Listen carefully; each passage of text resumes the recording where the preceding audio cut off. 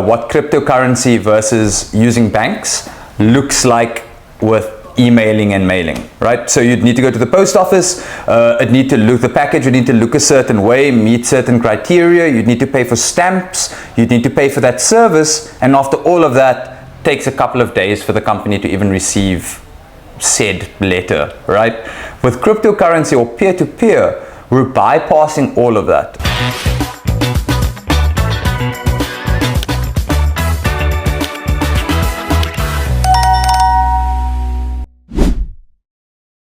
Hi guys, welcome to Quick Trader. I'm David, for those of you who've forgotten, and this is Timothy. T-Dog. Alright, welcome. Thank you so much for all the views and support this week. I'm not sure if you've seen, but we were all over Cape Town again, handing out water, and we're almost at that 1,000 mark. Almost. Yeah, just a bickie, just a little bit. Alright, so today guys, we're going to be talking about some core concepts regarding cryptocurrency, as well as the large misconception around cryptocurrencies. Yeah. Some of the information you possibly heard that is making you fearful of the industry, and we're just here to correct some of it in the time we have with you today. All right, so a couple of the things we're going to be getting into are what is peer-to-peer trading and what the hell is cryptocurrency. And we're also going to get into a way for you to manage your own cryptocurrencies and learn about fears and financial education. Awesome stuff, yeah. So I want us to think of cryptocurrency as a unit of value, or even better, the internet of value. All right, prior to cryptocurrency, you can only send value via commercial banks, right? Unless you gave someone physical gold. And even when you do it in person, that is still a P2P transaction. So maybe it's not digitalized, but if I were to say, hey Tim, I really like those Nikes. Yeah. I can't find them anywhere. Can I buy them from you? Me purchasing them from him with either rands or the dollar or gold or whatever I choose to use, that is a peer-to-peer transaction. Yeah? Yeah. When was the last time you did like a peer-to-peer transaction? Have you sold anything to a friend? Actually, yes. Yeah, I actually sold a pair of sneakers to one of my friends. Yeah, that normal peer-to-peer transaction from person to person. Yeah, so it's the same thing except with digital currency.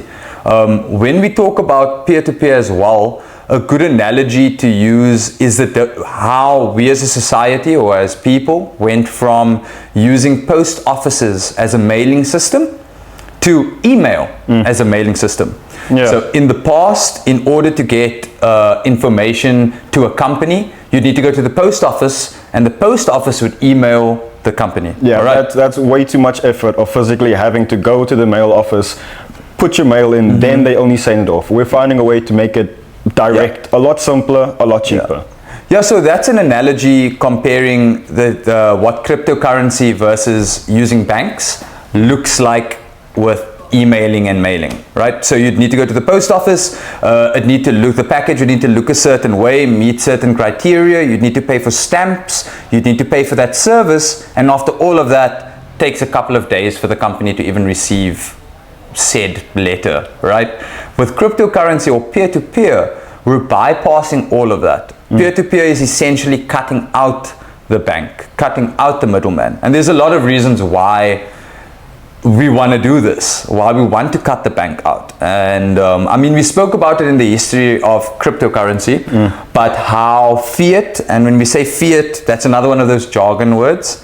When we say fiat, we mean rands, or ZAR rather, euro, pound, sterling, anything relating to a government currency, right? That's when we're referring to fiat.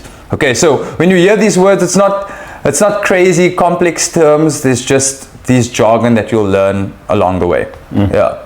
Are there a couple of words that since you're fairly new into trading, are there a couple of words you've heard and maybe like when you first heard it, you didn't really know what was meant by it, and then later on, obviously me as your mentor, I explained it to you? Yeah, certain things like escrow, just the overall concept of cryptocurrency and what it is, it took me a while to get into that and understanding the safety of it. What was your understanding of like escrow prior to learning about it? My original, blank. originally when someone explained it to me, but they explained it terribly, it's like a safety deposit box for a transaction. So let's say, for example, David and I would like to make a sale transaction, but we're not too sure of each other. We don't really know each other, so it's on a first-person basis. That safety deposit box will act as a safety for your money. So that's the way you saw escrow? Yeah. Okay, cool. Awesome. It's more like a cloud that safeguards both the buyer and the supplier, the buyer and the seller, sorry. But we've explained all of this already, so I don't want us to kind of like bore our users. Let's move on to one of the reasons why, or a couple of the reasons why, peer-to-peer, cutting out the middleman is a good thing for your finances. Yeah, and a good thing that we'd like to cover in this topic is centralized banks. David can cover an entire topic for you because he was in Don't Vietnam. say it like that. Oh, fair. Fair. So he would actually have to send money home, which would rack up a large amount of fees that would just be largely inconvenient, as well as the time that it took for those fees to reflect in the banking. Yeah, awesome. So you mentioned a couple of words there. I don't even think this is jargon specifically for cryptocurrency. This would be words that anyone in the finance industry would hear, and that is centralized and decentralized. Okay, so when we think of cryptocurrency, and we are on the what is it topic, so cryptocurrency is essentially a means to make yourself your own bank. All right, you control the portfolio of your wealth. Right? So we mentioned how the 2008 financial crisis affected everyone heavily, right? So because you could have been working the last 5 years, 10 years for a house, saving in making investments that the bank encourages you to make. Bank messes up, giving risky credit loans. Bank messes up, government bails them out with whose money? The taxpayer, right? So you're not in control of how your fiat currency is impacted, right? Fiat currency is only impacted by fiscal and monetary policy. Now we're kind of going into economics a little bit, but essentially the government's decision on what the inflation rate is going to be, and the South African Reserve Bank, or the Reserve Bank, determining what the repo rate is, the interest rate that commercial banks pay the Reserve Bank. All of these things affect your value in your bank account. So the bank can say, yeah, save your money here, you'll be making 5% per annum, but then you're incurring all of these increases that you don't see, because the disparity or the negative impact of your currency is not happening to your wallet. It's happening to the prices of goods and services around you, right? So you won't see your government failing you on your bank account, or maybe some of you. Some of you.